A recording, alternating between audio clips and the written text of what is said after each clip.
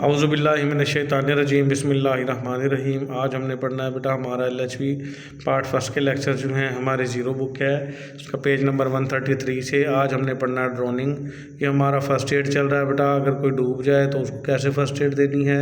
इससे पिछले लेक्चर में हमने देखा कि अगर किसी शख्स के गले में कोई चीज़ फंस जाए तो उसको कैसे निकालना है। तो आज हम देखेंगे ड्रोनिंग। ड्रोनिंग कहते हैं बेटा किसी भी शख्स का डूब जाना। ड्रोनिंग अकर्स, ड्रोनिंग दोनों होती है when a person has inhaled water, जब कोई भी शख्स वो पानी निगल ले इनटू द लंग्स और फेफड़ों में चला जाए। The lungs become filled with water, फेफड़े उसके पानी से भर जाएंगे इंस्टेड ऑफ एयर, हवा की बजाय, क्योंकि फेफड़ों में तो हवा को जाना चाहिए ना बेटा, लेकिन उसके फेफड़े पानी से भर जाएंगे। The lungs are unable to oxygenate the blood, और फेफड़े जो है ब्लड को ऑक्सीजन देने में नाकाम हो जाएंगे, क्योंकि बेटा हवा से ऑक्सीजन फेफड़ों में जाती है, फेफड़ों से खून में जाती है, और खून ही ऑक्सीजन को पूरी बॉडी के हर सेल तक लेके जाता है, हर टिश्यूज़ तक पहुंचाता है, और वहाँ पे सेल ज़िंदा रहते हैं। तो जब ब्लड में ऑक्सीजन जाएगी ही नहीं तो हमारे अंदर बॉडी में कमी हो जाएगी ऑक्सीजन की, और हमारे जो वाइटल ऑर्गन्स हैं, जो ज़रूरी 5 ऑर्गन हैं जिनमें दिमाग है, गुर्दे हैं जिसको किडनीज कहेंगे बेटा, ब्रेन कहेंगे दिमाग को, और आपके लंग्स आ गए, फेफड़े उसके साथ जो है अपना दिल आ गया। दिल को भी ऑक्सीजन वाला खून चाहिए, और फेफड़ों को खुद भी ऑक्सीजन वाला खून चाहिए। जिगर आ गया, इसमें लीवर आ गया, किडनीज हो गई, ये 5 ऑर्गन हैं। तो इनको जब ऑक्सीजन वाला ब्लड नहीं मिलेगा तो इनकी डेथ होना शुरू हो जाएगी, और ख़ासकर सबसे पहले जो ब्रेन सेल है, दिमाग के सेल, वो उनकी डेथ होती है, और उनकी डेथ जो है वो इरिवर्सिबल है, यानी कि अगर खुदा न खास्ता दिमाग के सेल मर गए तो आपकी मौत पक्की है। तो फिर क्या है, जब कोई भी शख्स डूब जाता है तो उसके फेफड़ों में हवा की बजाय क्या भर जाती है, पानी, और वो ब्लड को ऑक्सीजन देना बंद कर देता है। Due to lack of oxygen की कमी से the brain does not receive adequate oxygen, दिमाग को ऑक्सीजन की सप्लाई काफ़ी नहीं होती। And if urgent measures are not taken, और अगर जो अर्जेंट उसके तरीक़ाकार हैं वो ना किए जाएं, irreversible brain damage will occur, और ब्रेन जो है वो डैमेज हो जाएगा, और जिसकी तलाफ़ी मुमकिन नहीं होगी, यानी वो दोबारा इरिवर्सिबल कहते हैं कि किसी भी चीज़ के यानी कि ख़राब हो जाने से वो दोबारा ठीक से ना हो। कुछ चीज़ें ऐसी हैं जैसे खुदा न खास्ता हाथ कट जाए, आपका कोई ज़ख़म लग जाए, उसके सेल दोबारा से रिपेयर हो जाते हैं, उनको कहते हैं रिवर्सिबल। लेकिन ब्रेन सेल ऐसे सेल हैं बेटा, अगर खुदा न खास्ता एक बार मर गए तो मर गए, फिर दोबारा से ज़िंदा नहीं होंगे, इसलिए उनको कहेंगे इरिवर्सिबल। ब्रेन डैमेज हो जाएगा। इमीडिएट ट्रीटमेंट इज़ एसेंशियल, और फ़ौरन से ट्रीटमेंट जो है वो ज़रूरी है। टू एवर्ट और टर्न अवे डेथ, ताकि मौत से बचा जा सके। एवर्ट का मतलब तब्दीली लाई जा सके मौत में, यानी मौत ना हो और इंसान को बचाया जा सके। साइन एंड सिम्टम्स क्या होंगे डूबे हुए शख्स के? ब्रीथिंग है सीज, सांस रुक जाएगी। The face and lips are bluish, उसका चेहरा और होंठ नीले पड़ जाएंगे। Froth may be coming from the mouth and nostrils, froth कहते हैं बेटा झाग को, झाग आएगी उसके मुंह से और उसकी नाक से। द लेस सीरियस केस, अगर केस ज़्यादा सीरियस ना होगा, देयर में बी रेस्पिरेटरी डिफ़िकल्टी, हो सकता है उसको सांस में दुश्वारी हो रही हो सिर्फ। आर द रेट ऑफ में बी इंक्रीज्ड एंड देयर में बी डिफ़िकल्टी, और सांस लेने की जो रफ्तार है वो भी बढ़ सकती है, और उसकी मुश्किल में भी इजाफा हो सकता है, यानी सांस लेने में तंगी आ सकती है, उसको डिफ़िकल्टी कहते हैं। ठीक है, तो सांस की रफ्तार नॉर्मल होती है बेटा 12 से 20 मरतबा पर मिनट, लेकिन अगर कोई डूबा हुआ शख्स है, अगर ज़्यादा डूब गया तो वैसे ही सांस बंद होगी। लेकिन अगर कम उसको झटका पड़ा है, यानी थोड़ी बहुत ही डूबा है, तो उसको सांस की रफ्तार बढ़ सकती है और उसको सांस लेने में तंगी हो सकती है। ब्रीथिंग में भी गैस्पिंग और नॉइसी, ब्रीथिंग जो है वो गैस्पिंग हो सकती है, जैसे मरता हुआ शख्स आखिरी सांसें लेता है उसको गैस्पिंग कहते हैं। और नॉइसी, या उसकी सांस खराटेदार हो सकती है, उसकी सांस से आवाज़ें आ रही होती हैं, आ सकती हैं, क्योंकि इसके फेफड़ों में पानी जा चुका है। फिट्स में अकर, और उसको दौरा भी पड़ सकता है। ये सारी अलामात थी बेटा डूबे हुए शख्स की। मैनेजमेंट क्या करनी है? Immediate emergency treatment is vital कहते हैं ज़रूरी, जो जान बचा सके।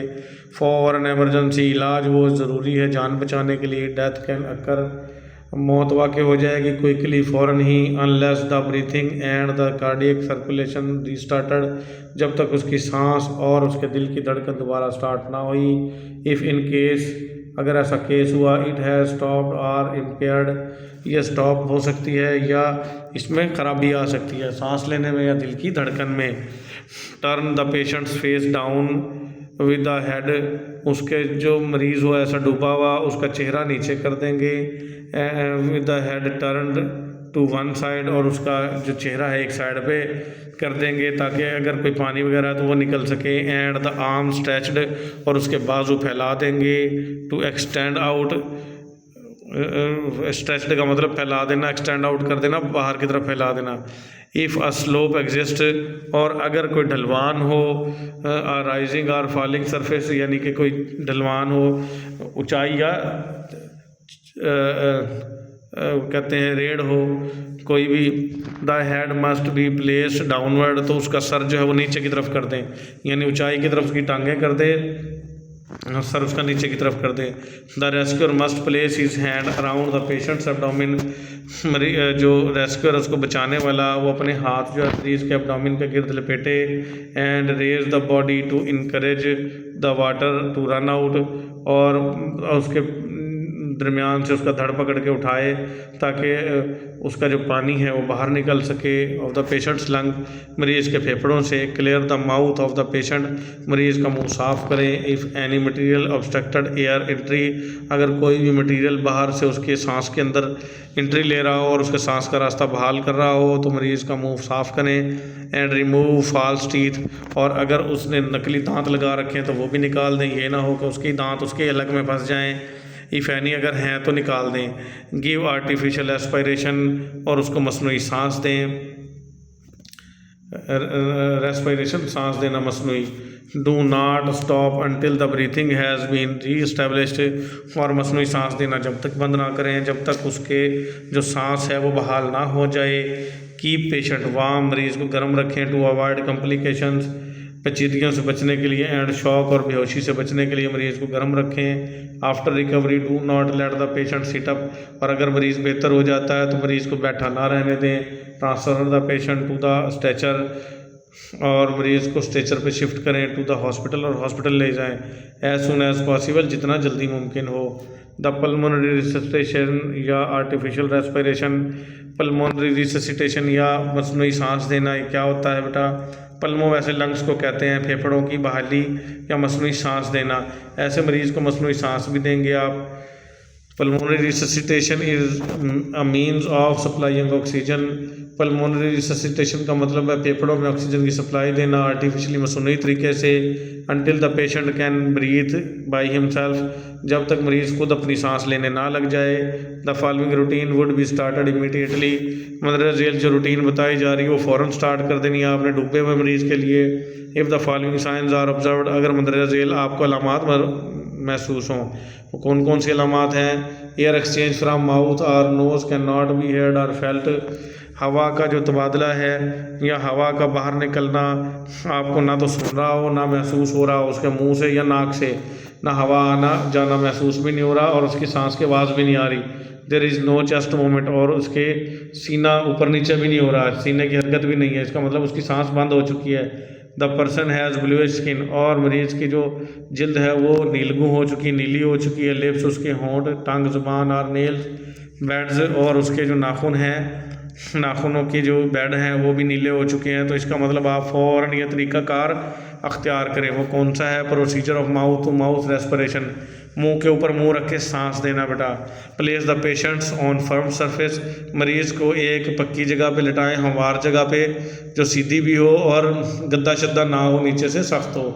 नॉट ऑन बेड, बेड पे नहीं लिटाना, नीचे ही लिटा दो बेशक, सबसे बेस्ट जगह ज़मीन ही है। टिल्ट हेड बैकवर्ड, उसका सर थोड़ा सा पीछे की तरफ खींचें। एंड मेंटेन दिस पोजीशन, और इसी पोजीशन को मेंटेन रखें। पुल जा फॉरवर्ड, उसका जबड़ा बाहर की तरफ खींचें, सर पीछे की तरफ और जबड़ा थोड़ा सा बाहर, ताकि उसका मुंह खुल जाए। By pulling the angle of the jaw, ताकि और आपने जबड़े का एंगल खींचना है। क्लियर माउथ, उसका मुंह साफ करना है। एंड ओरल कैविटी, और उसकी जो मुंह है, ओरल कैविटी कहते हैं मुंह को, उसको साफ़ करना है। एंड फॉरेन मैटर, और कोई अगर बैरूनी मैटर है तो वो निकाल देना है। Tilt the head of the patient, मरीज़ का जो सर है थोड़ा सा ऊपर की तरफ उठाना है, बैकवर्ड पीछे की तरफ खींचना है, विद चिन पॉइंटिंग अपवर्ड, और उसमें थोड़ी जो है वो ऊपर की तरफ करनी है। Try to separate lips and teeth, उसके दांत और होंठ अलग करने की कोशिश करें। टू ओपन ओरल कैविटी, ताकि उसका मुंह खुल जाए।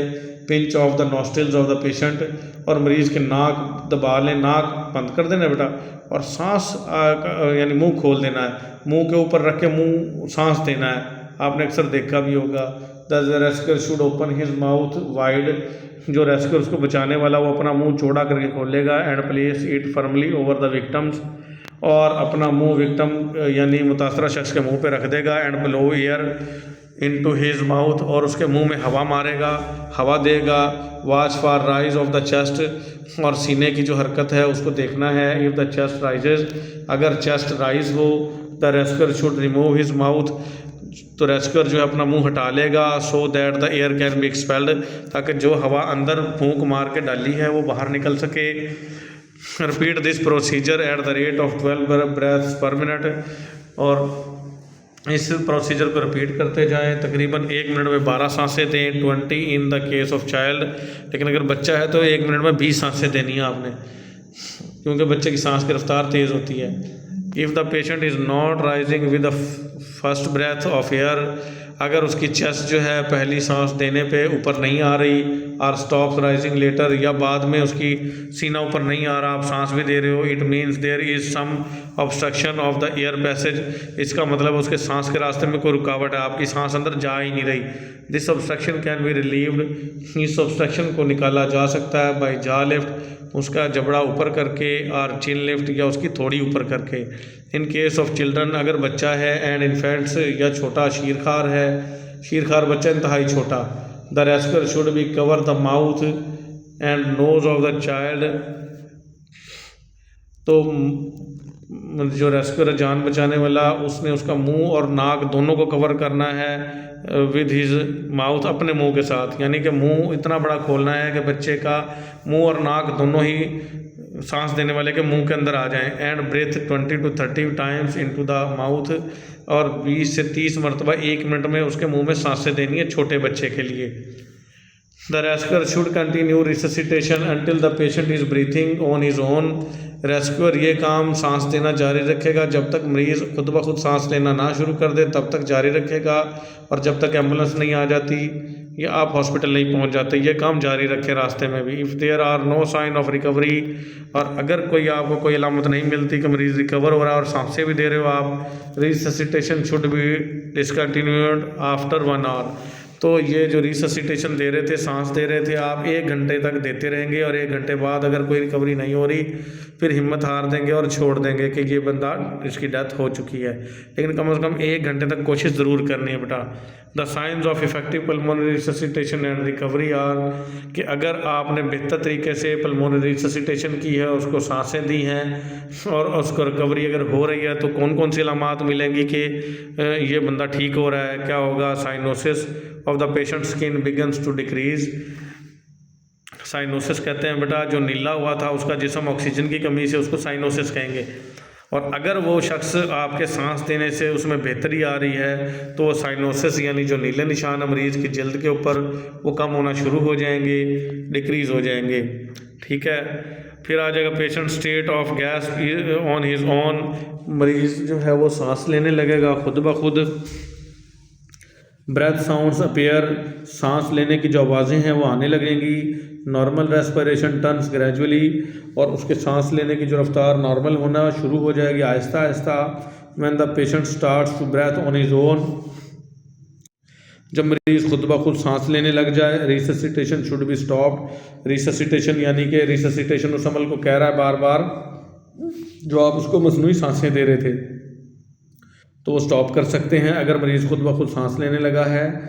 समटाइम्स ड्यूरिंग पल्मोनरी रिससिटेशन, कभी कभार जब आप पल्मोनरी रिससिटेशन दे रहे हैं यानी उसको मसनूई सांसें दे रहे हैं डूबे हुए शख्स को, air can be go to stomach, हवा जो है वो मैदे में जा सकती है इंस्टेड ऑफ लंग्स, फेफड़ों की बजाय।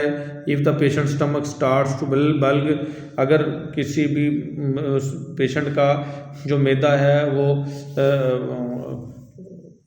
पिलपिला हो जाए, बल्क कहते हैं पिलपिला, या हिलने लगे या बड़ा हो जाए, ऐसे लग रहा हो कि उसमें हवा भर रही है, तो इसका मतलब हवा फेफड़ों की बजाय उसके पेट में जा रही है, तो उसको हम बल्क कहेंगे। The rescuer should press a hand on the stomach, तो रेस्क्यूअर जो जान बचा रहा है उसको चाहिए कि उसके पेट के ऊपर हाथ रख के प्रेस करे area to force the air out, ताकि उसके मैदे से हवा बाहर निकल सके। If the patient vomits during resuscitation, और अगर जब आप सांसें दे रहे हो मरीज़ उल्टियाँ कर दे, his head should be turned on side on to one side, तो उसका जो चेहरा है वो किसी एक साइड पे मोड़ दें ताकि उल्टी जो है वो वापस उसके हलक में ना जाए और बाहर ही गिर जाए। And mouth should be cleaned, और उसका मुंह साफ़ करें। If it is suspected that the patient has expired vomits, और अगर यह आपको शक हो कि मरीज़ जो है वो उल्टियाँ ही निकाल रहा है, ही और she should be refer to hospital immediately, उसको फ़ौरन आपने हॉस्पिटल में शिफ्ट कर देना है। तो ये था हमारा बेटा डूबे हुए के लिए सारी फर्स्ट एड। उसके बाद आ जाएगा आपका इलेक्ट्रिक शॉक। इलेक्ट्रिक शॉक कहते हैं बिजली का झटका या करंट लगना, वो हम पढ़ेंगे अगले लेक्चर में। आज के लिए हमारा इतना ही, मिलेंगे अगले लेक्चर में। अल्लाह हाफिज़।